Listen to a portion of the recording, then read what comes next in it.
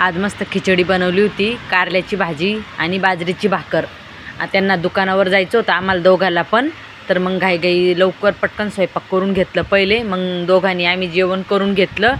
मग ते म्हणे मी अगोदर जातो म्हणे, तू नंतर ये. मग ते केले बघा दुकानात. नंतर मी गेले मग मुलासोबत माझ्या. आले बघा दुकानामध्ये.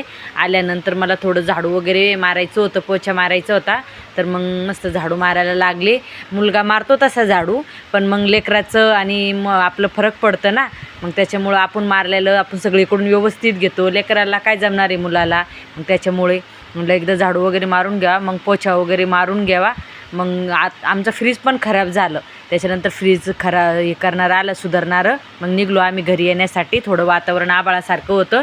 मला कपडे वगैरे काढायचे होते घरी जाऊन, म्हणून मग घरी आलो बघा. आले व गच्चीवर मी कपडे काढायला. खूप छान वातावरण होतं बरं का.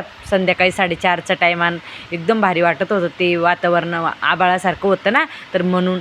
तर माझा व्हिडिओ तुम्हाला आवडतं का मला सांगा कमेंटमध्ये.